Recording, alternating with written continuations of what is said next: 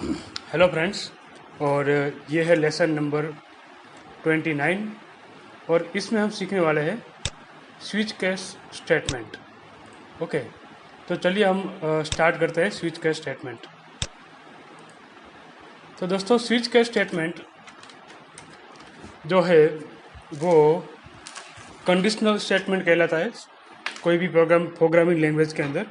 और जैसे हमारा स्विच बोर्ड होता है ऐसे ही स्विच केस स्टेटमेंट काम करता है। ओके, तो जैसे कि हमारे स्विच बोर्ड के अंदर स्विच नंबर 1 है वो फैन के लिए है, तो क्या होगा कि स्विच 1 जब ऑन करेंगे तो फैन ही ऑन होगा। ओके, स्विच 2 जो कि लाइट के लिए होती है फॉर एग्जांपल, तो स्विच 2 जब आप ऑन करोगे तो वो लाइट ही ऑन होगी। तो इस तरीके से पर्टिकुलर कोड केस के बेस पर रन होता है। यदि केस 1 होगा तो ये कोड परफॉर्म होगा, यदि केस 2 होगा तो ये कोड रन होगा। तो इस तरीके से स्विच केस काम करता है हमारे स्विच बोर्ड की तरह। ओके, तो दोस्तों स्विच केस स्टेटमेंट जो है वो कंडीशनल स्टेटमेंट है, तो वो कंडीशन के बेस पे स्टेटमेंट को रन करता है। ओके, यदि हम 1 देंगे तो केस 1 रन होगा, 2 देंगे तो केस 2 रन होगा। तो इस तरीके से ये काम करता है। तो आइए देखते हैं उसका प्रोग्राम। ओके, तो सबसे पहले has include stdio then conio.h। Okay, जल्दी से ये कोड लिख देता है इतना, void main and clr screen को क्लियर करने के लिए, देन गेट ch। ओके, तो देखिए स्विच केस के लिए हमें यहाँ पर एक नंबर लेना होगा। Okay, integer number equal to 1। Okay, और मैं यहाँ पर स्विच केस लिखता हूँ। ओके, स्विच, सबसे पहले स्विच लिखना होगा SWITCH स्विच, और उसके अंदर वेरिएबल को लिखना है इस तरीके से। Okay, switch then variable name. तो ये हो गया हमारा स्विच स्टेटमेंट। ओके, उसके अंदर हमें लिखना है केस। देखिए case 1। Okay, case 1 then break लिखना है। ओके, केस स्पेस 2, यहाँ पर colon sign, then break.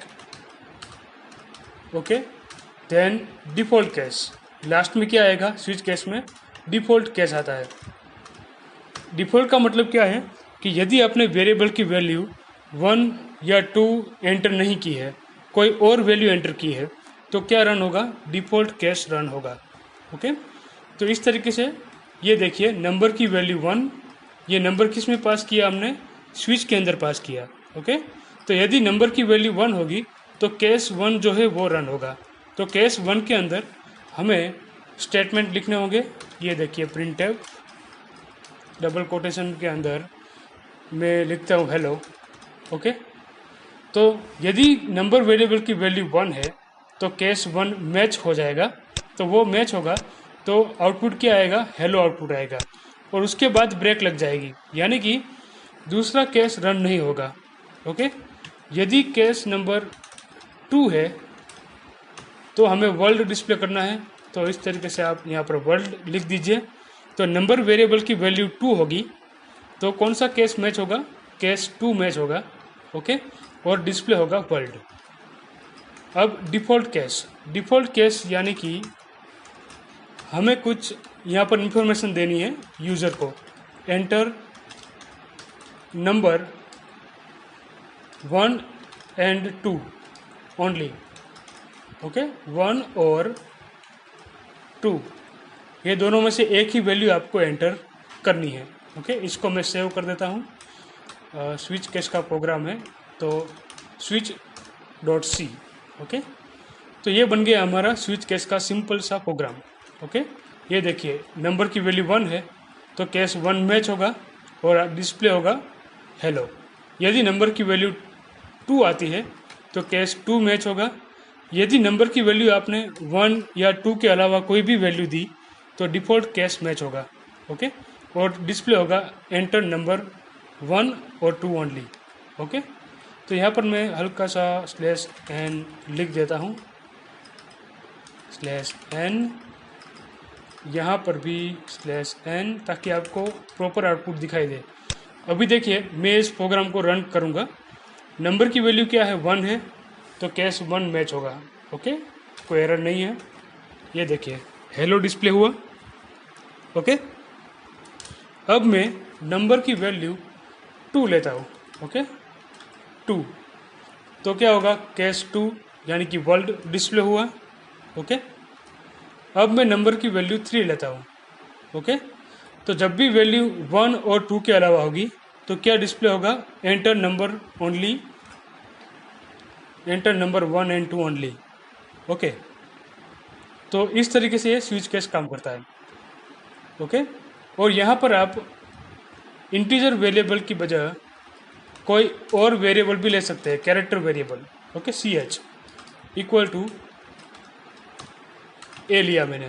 Okay, तो स्विच केस के अंदर ये केस 1 लिखा है, यहाँ पर मैं ए लिखता हूँ।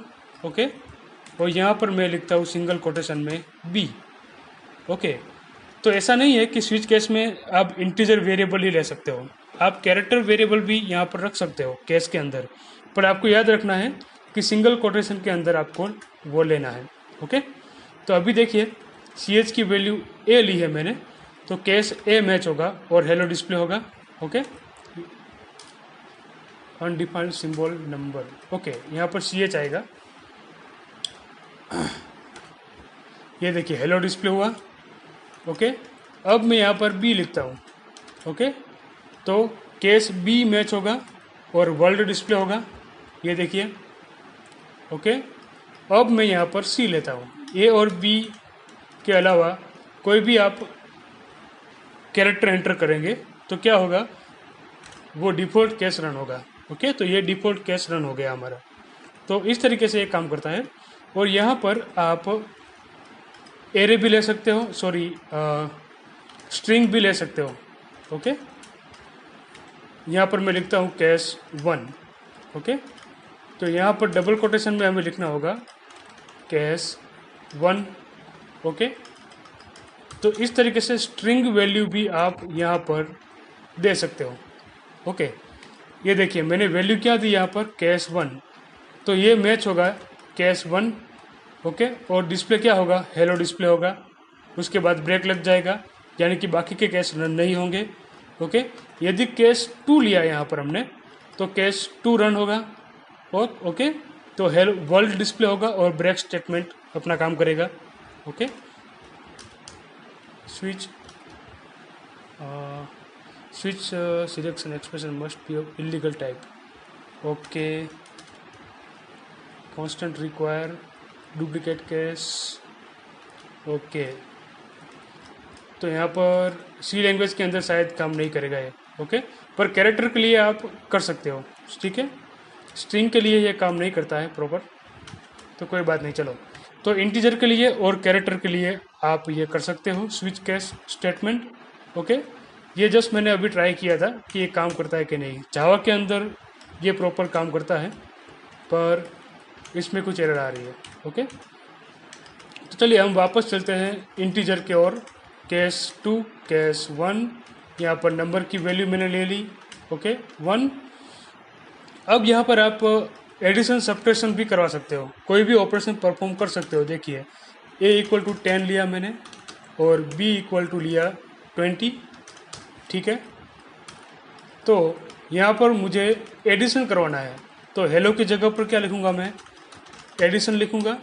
ओके, और %d लिखूँगा यहाँ पर, कोमा करके A प्लस B। ओके, तो इस तरीके से यदि केस 1 हुआ तो एडिशन परफॉर्म होगा, यदि केस 2 हुआ तो सब्ट्रैक्शन परफॉर्म होगा। ओके, तो यहाँ पर मैं लिखता हूँ सब्ट्रैक्शन। ठीक है, %d comma A minus B। Okay, तो ये हुआ सब्ट्रैक्शन ऑपरेशन। ओके, और यहाँ पर मैं लिखूँगा एंटर प्रॉपर वैल्यू। ठीक है, तो स्विच केस का यूज़ करके आप कोई भी ऑपरेशन परफॉर्म कर सकते हो। केस 1 तो एडिशन, केस 2 तो सब्ट्रैक्शन, यहाँ पर केस 3 भी ले सकते हो आप मल्टीप्लिकेशन के लिए। ठीक है, तो चलिए इसको रन करते हैं। नंबर की वैल्यू 1 है तो ए और बी का एडिशन परफॉर्म होगा। ओके, यहाँ पर नंबर वेरिएबल लेंगे हम, ये देखिए 30। ओके, और यदि नंबर की वैल्यू 2 हुई तो क्या होगा, सब्ट्रैक्शन होगा -10। ओके, और यदि नंबर की वैल्यू मैंने 5 ले ली यहाँ पर, तो 5 तो कैश है ही नहीं यहाँ पर। ओके, तो क्या होगा, एंटर प्रॉपर वैल्यू। ओके, ये डिस्प्ले होगा। तो स्विच केस इस तरीके से काम करता है। और यदि हमने ब्रेक नहीं लिखा, ओके, तो क्या होता है, ये देखिए नंबर की वैल्यू हमने 1 ले ली यहाँ पर, और ब्रेक यहाँ से मैं हटा देता हूँ, यहाँ की कमेंट मैं यहाँ पर कर देता हूँ। ओके, तो क्या होगा कि केस 1 जो है वो रन हो जाएगा, एडिशन डिस्प्ले हो जाएगा। ओके, और ब्रेक हमने नहीं लिखा है तो केस 2 भी रन होगा। ओके, ब्रेक यदि आप नहीं लिखते हैं तो नीचे जो भी केस है बाकी के वो रन होंगे। ओके, और यहाँ पर क्या होगा, नंबर की वैल्यू 1 है तो एडिशन होगा, फिर सब्ट्रैक्शन होगा क्योंकि यहाँ पर ब्रेक नहीं है, और यहाँ पर ब्रेक मैंने लिखा है। ओके, केस 2 के बाद, तो एडिशन और सब्ट्रैक्शन दोनों ऑपरेशन परफॉर्म होंगे एक साथ। ये देखिए addition and subtraction. Okay, output addition 30, subtraction -10। Okay, और यहाँ पर भी मैं ब्रेक यदि हटा दूँ, ओके, तो क्या होगा, तो होगा addition, subtraction and enter proper value, तीनों के तीनों स्टेटमेंट रन हो जाएंगे। ये देखिए, तो दोस्तों ब्रेक स्टेटमेंट स्विच केस के अंदर बहुत ज़रूरी है यदि आपको एट ए टाइम एक ही ऑपरेशन परफॉर्म करना है तो। ओके, और डिफ़ॉल्ट केस में ब्रेक की ज़रूरत नहीं है। ओके, काफ़ी सारे लोग डिफ़ॉल्ट केस के अंदर भी ब्रेक स्टेटमेंट लिखते हैं, तो उसकी कोई ज़रूरत नहीं है क्योंकि डिफ़ॉल्ट केस के बाद कोई स्टेटमेंट हम लिखते ही नहीं है। ओके, स्विच केस में, ठीक है। तो ये है हमारा स्विच केस स्टेटमेंट। ओके, जिसमें हमने समझाया इसकी सिंटैक्स, स्विच, देन उसके अंदर वेरिएबल। ओके, ये वेरिएबल जिस टाइप का होगा उस टाइप की यहाँ पर वैल्यू लेनी है केस के अंदर। Okay, case 1, case 2, ABCD। और ब्रेक स्टेटमेंट क्यों ज़रूरी है, ताकि बाकी के स्टेटमेंट रन ना हो, बाकी के केस रन ना हो, इसलिए ब्रेक स्टेटमेंट ज़रूरी है। ओके, तो इस लेसन में इतना ही। Thank you.